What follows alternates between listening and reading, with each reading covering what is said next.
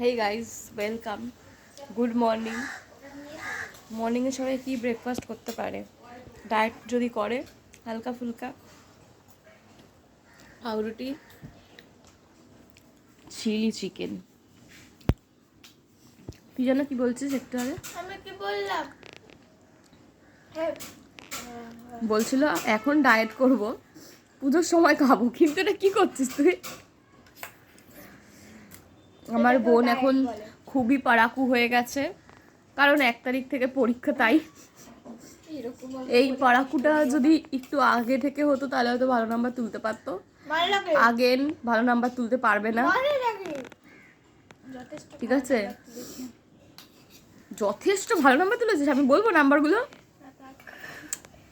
Math 40-এ half পেয়েছি, 40-এর half পেয়েছি সবকটা। ওই অ্যাপ্রক্স 30-এর কাছাকাছি, নয় 20-র ঘরে। আর ম্যাথটা বলবো, ম্যাথটা তরুণদাকে বলবো ম্যাথটা। থাক না গো,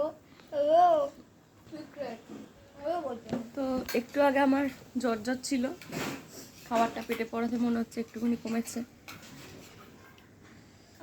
গা হাত পা কামড়াচ্ছে।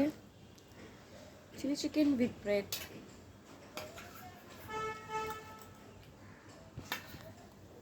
গাছ আজকে অনেক ফুল ফুটেছে, দেখাই।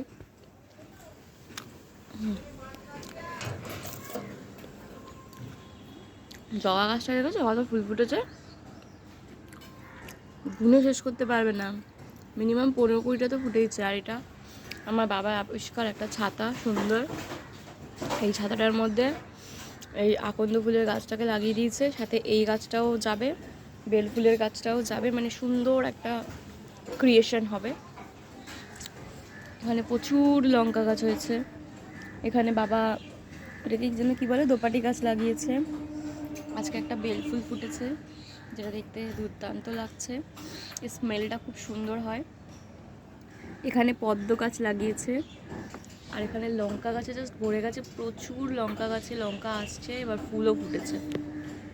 এটা হচ্ছে তুলসী গাছ, নতুন তুলসী চারা বৃষ্টির জল পেয়ে একদম ফুলে ফেঁপে উঠেছে। এই গাছটাও মরে যাচ্ছিলো, একে বাঁচানো হয়েছে। আর করমচা গাছটাকে প্রায় কেটে দেওয়া হয়েছে, ওই কিছুটা অংশ ওখানে জাস্ট রয়েছে, কারণ কাঁটা জাতীয় গাছ বলে যে কাঁটা জাতীয় গাছ বাড়িতে রাখতে নেই। তাই একটা এই যে একটা লিচু গাছ, আই গেস জানতে পারছো, এইটুকুনি জায়গায় আমার বাবা কত গাছ লাগিয়ে ফেলেছে।